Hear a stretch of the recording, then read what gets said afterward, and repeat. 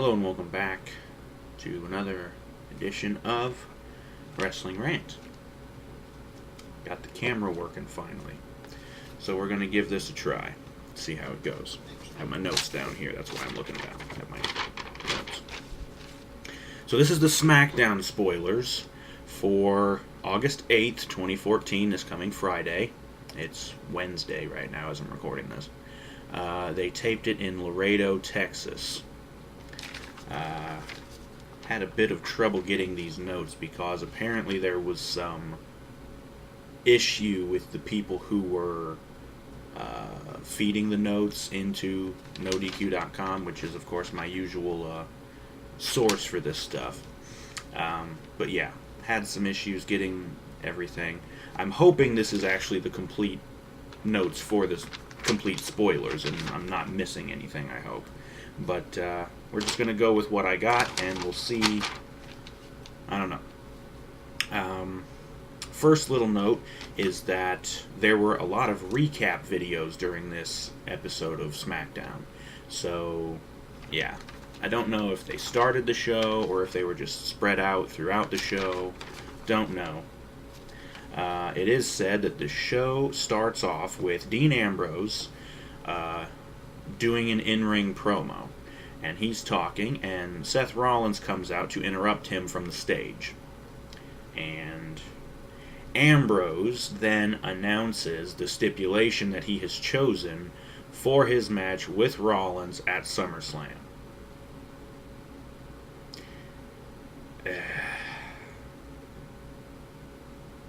Really don't know why he would pick this. He picks a lumberjack match. Yeah, you know, lumberjack matches, which pretty much always suck. Even from a kayfabe standpoint, this doesn't make any sense. Ambrose should have picked something like, okay, the explanation might be, oh, he doesn't want Rollins to be able to run away, so let's put lumberjacks around the ring so they can grab him and chuck his ass back in to keep him from running away. Well, you know, that sounds okay in theory, but how about a match where it doesn't matter if you run? Like a Falls Count Anywhere type of match, like Extreme Rules, or I don't know, you could do a street fight, but the match would have to end in the ring. I don't know. So yeah, it's, if you don't want him to run, how about you break his fucking legs? I don't know. Moving on. So Ambrose announces lumberjack match as the stipulation he's chosen for the match with Rollins at SummerSlam. Rollins, and I have no idea how he has the power to do this. Oh yeah, because he's Triple H's bitch boy, I guess. Again, kayfabe is all over the place. This shit makes no sense. Rollins picks Ambrose's opponent for the show tonight as Randy Orton. Okay. That's the end of that segment. So we move on to our first match. Apparently the only reason Rollins came out was because he had a match next. He goes against Dolph Ziggler, and he wins. Rollins, that is. Rollins defeats Dolph Ziggler. Sure, it was probably a good match. These two can both fucking work, so yeah. After that, we get the returning Big Show, and fresh off of his return, Mark Henry from Raw when he returned to beat Sandow. The two of them, and you may remember the two of them used to team together, so this is kind of a reunion of their team. They defeat Ryback and Curtis Axel. Match probably sucked. It was probably a squash match, and there was probably some more tension between Ryback and Axel, which will lead to their inevitable breakup. After that, speaking of Damien Sandow, he loses, no surprise there, to Sin Cara, who just jobbed out to Rusev on Raw during the commercial break. So a guy who can't even get a match on Raw is now beating Damien Sandow. Again, I have to ask, whose cereal did Sandow piss in? Who did he piss off backstage to get treated like this? This is absolutely atrocious. moving on, next up we get Paige defeating Natalya. So that was probably a decent match between those two. Again, they can both work. And that's probably about one of the best matches you can put on, aside from Paige and AJ. Because, I mean, you put Paige with any of the other divas, and the match ends up shit. Like we saw the last several weeks, or the last couple of months. Anyways, after that, we get Chris Jericho cutting a promo talking about Bray Wyatt and the match at SummerSlam. Whoop-de-doo, who gives a shit. And speaking of Rusev, he defeats Big E. Now, apparently there was a house show tour going on in Australia, I believe. And that's where Kofi and Xavier Woods were. Don't know why Big E didn't go with them. Or why Kofi and Woods didn't stay here. What happened to the little stable they were having? Did they abandon it already? Give it some time, for fuck's sake. But anyways, after the match, no surprise here, Lana cuts another anti-American promo. Moving on to the main event, which of course is Dean Ambrose versus Randy Orton. The match ends in a no contest when Seth Rollins comes out and interferes. Now, if he interfered, wouldn't that be a DQ? And Ambrose would win by DQ? You'd think, right? But of course, fucking WWE logic. Nope, no contest. We can't have Randy lose. Rollins interferes and a brawl breaks out. It didn't say anything else afterwards if somebody got beat down or there was any big spots in the brawl, so don't really know there. But it was also said that this was a lengthy match that went close to 30 minutes. So, yeah. Probably a pretty good match. Especially if it went for that fucking long. Probably 2 commercial breaks in the middle of it. Jesus. So yeah, like I said, that was the main event. That's the end of the SmackDown spoilers. Now on to, as usual, a few other notes dealing with some other shit with backstage things and shit like that. I got a few different notes here. I'm not sure which one to start with here. Might as well go with this one first. A little update on previous note of John Cena taking time off to film a couple of movies. Apparently, since he was not on Raw this week, and he's not on SmackDown either, not on their house shows, he's actually doing some filming this week. So, don't know if the filming is going to be over. Probably not. But this does sort of cast some doubt into whether or not he actually will lose to Brock Lesnar at SummerSlam. If Cena can fucking get all these movies filmed, he won't really need to go away to do the filming, so he won't need to lose to Brock. But I really don't think they would be stupid enough to actually have Brock lose to Cena. Not after ending Undertaker's streak in Mania. There's just no way they'd be stupid enough to do that. So, I don't know. Take that for what you will. Little update on that. Also,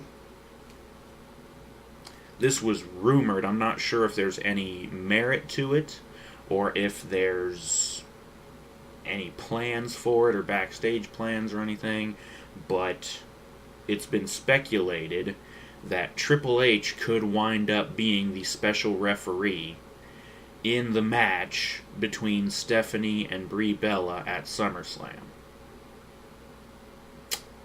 So, if there was any doubt as to who was going to win this match,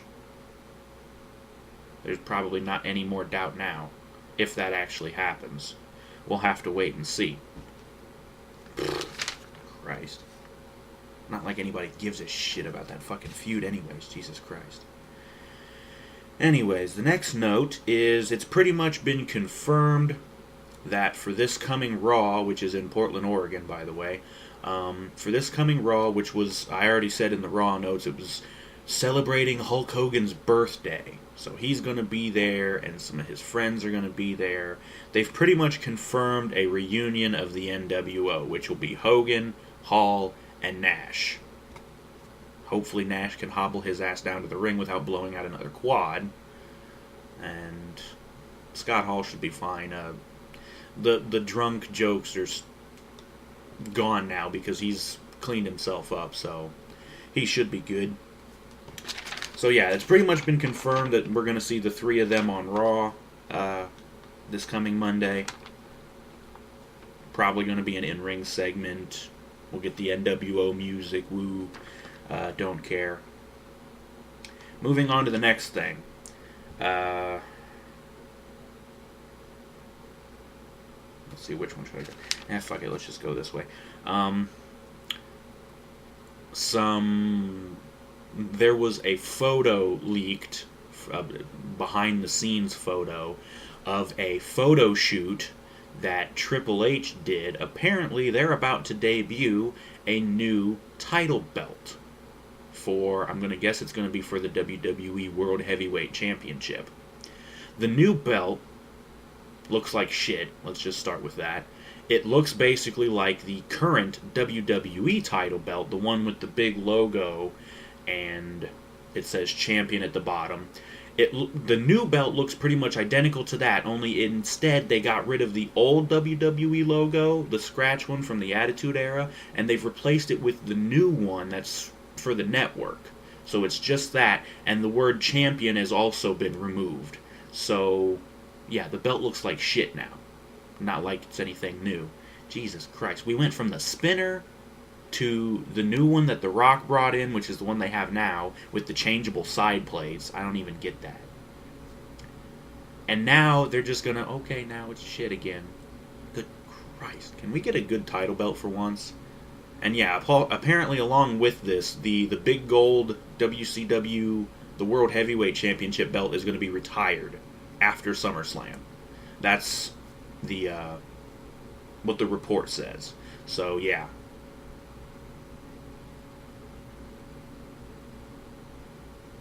This is my face when I think something sucks. Yeah. Next note. In case you didn't get enough of them pushing the network down your throat on Raw or the weeks past, or Triple H saying, for just $9.99, in case you didn't get enough of that, they're going to keep doing it this coming week on Raw. So,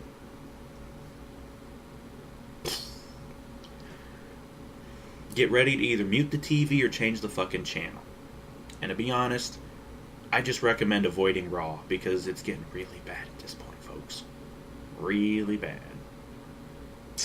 Moving on, the last little note that I have here.